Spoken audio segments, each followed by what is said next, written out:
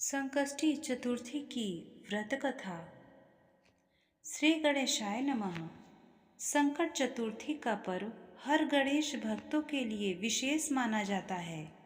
यहाँ हर माह को आने वाली कृष्ण पक्ष की चतुर्थी तिथि को संकष्टी चतुर्थी के नाम से जाना जाता है।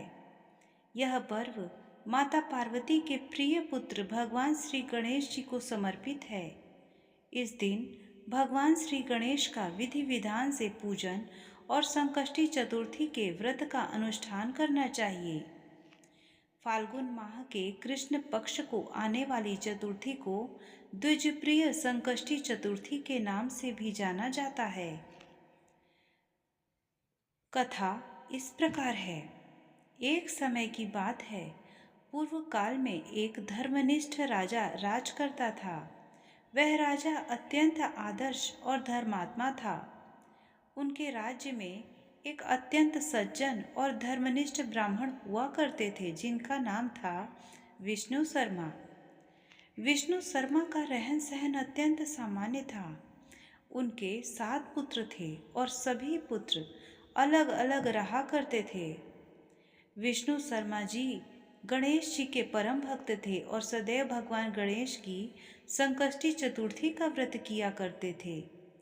परंतु अब वे वृद्धावस्था में पहुंच गए थे और उनसे गणेश चतुर्थी के व्रत का पालन करना कठिन हो रहा था। इसलिए वो चाहते थे कि मेरी बहुएं मेरी जगह इस व्रत को करें। एक दिन उन्होंने सभी पुत्रों को अपने घर आमंत्रित किया और सायं के भोजन के बाद उन्होंने अपनी सभी बहुओं से यह व्रत करने की कामना व्यक्त की। विष्णु जी के कामना सुनकर सभी बहुओं ने साफ मना कर दिया। इतना ही नहीं, उन्होंने विष्णु जी का घोर अपमान भी किया। केवल सबसे छोटी बहू ने उनकी बात मान ली। सबसे छोटी बहू धर्मनिष्ठ और साफ मन की थी। अपने ससुर को वो पिता का दर्जा देती थी। उसने पूजा के लिए लगने वाले सभी सामान की व्यवस्था की और ससुर के साथ खुद भी व्रत रखा और भोजन नहीं किया, लेकिन अपने पिता समान ससुर को भोजन करवा दिया। आधी रात का समय था और विष्णु शर्मा जी की तबीयत अचानक बिगड़ गई। उन्हें दस्त और उल्टियां होने लगी। छोटी बहू ने अपना कर्तव्य निभाते हुए मलमूत्र से खराब हुए ससुर जी के कपड़े साफ किए और उनके शरीर को धोया और स्वच्छ किया। वो पूरी रात बिना कुछ खाए पिए ससुर जी की सेवा में जागती रही। व्रत के दौरान चंद्रोदय होने पर उसने स्नान किया और पूर्ण श्रद्धा भाव से श्री गणेश जी का पूजन और पाठ भी किया। उसने विधिवत पारण किया और इन कठिन परिस्थिति में भी खुद का धैर्य नहीं खोया। श्री गणेश जी की पूजा और अपने पिता समान ससुर की सेवा से पूर्ण वह श्रद्धा भाव से करती रही।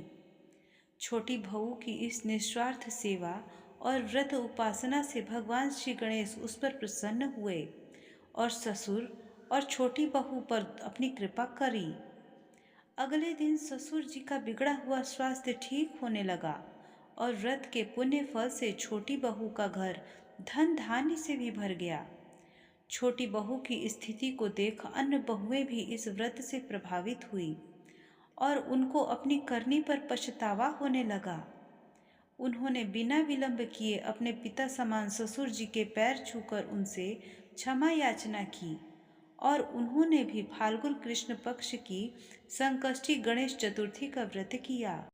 इतना ही नहीं, उन्होंने अब से साल भर आने वाली हर संकष्टी गणेश चतुर्थी करने का शुभ संकल्प भी लिया।